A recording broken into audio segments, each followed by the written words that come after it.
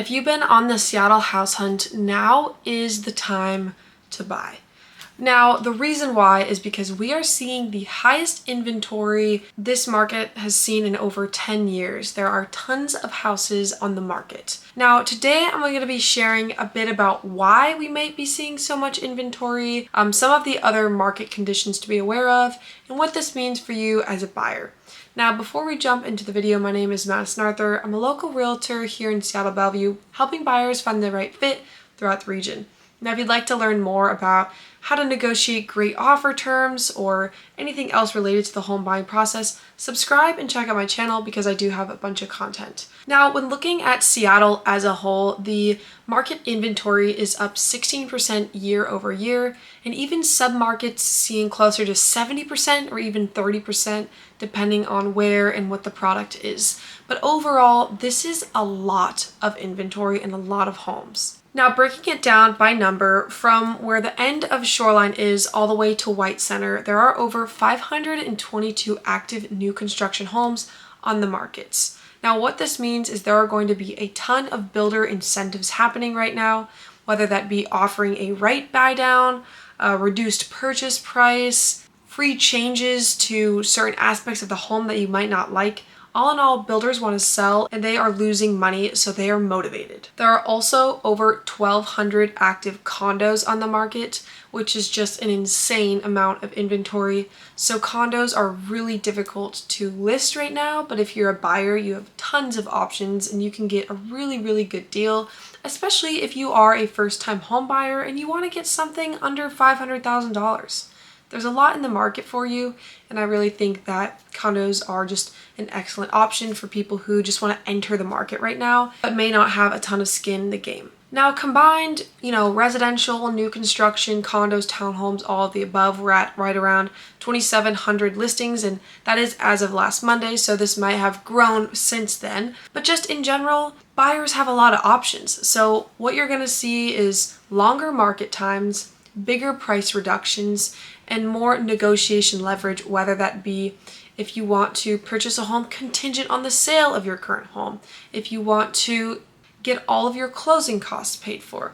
All of those types of things are negotiable more now than ever before, especially in the past decade. Now, a good question you may be asking is, what do we expect for the future? Well, when looking at the market, we don't think that things are going to really change or get better for sellers, probably for the next couple years.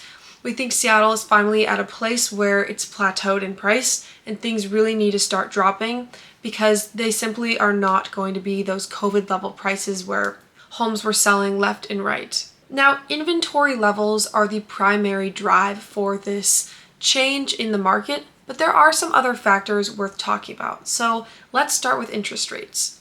Interest rates are still high. They're still in the sixes, and that is making homes more expensive. For the same buying power of a $1.3 million house, you're around $1.1 million. So that's a pretty big difference for what you can afford with the same monthly payment. Now, looking at prices, as I mentioned before, Seattle's reaching a plateau. We're at a place where, tech markets and the economy has driven the city up and up and up over the past couple of decades. And we're finally at a point where it's gotta stop. Buyers are hitting their max and things need to go back down. Now, in line with that max, the tech world is not hiring at the same velocity that it was. There are layoffs happening and there's different ways of going about pay structures. So we're seeing things less about your pay and more about your stock bonuses. So that can certainly be something influencing Seattle specifically. Now, for more luxury markets, Washington also passed a tax for households over 1 million, hitting 9.9%.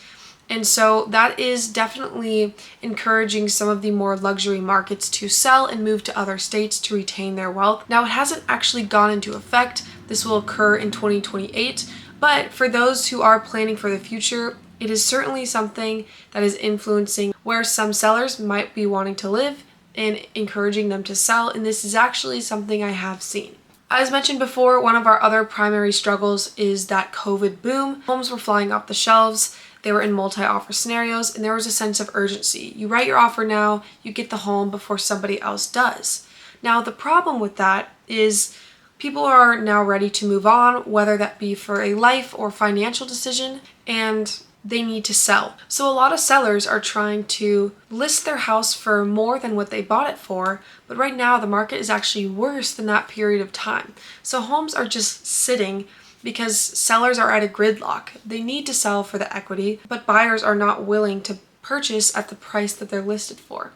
So that is one of the drivers of the inventory. Between high inventory levels, uncertainty with the economy, changes with taxes, a large scale of new development sites needing to be sold off, mortgage rates, and high prices, we are really seeing things change in Seattle. And now, like I said, is a great time to buy and take advantage of what's out there for you in terms of your negotiating power. Now, if you want to learn more, my information is linked down below, and here above is a video about the home buying process. Thank you so much for watching. Once again, my name is Madison Arthur. I'll see you for the next one. Bye.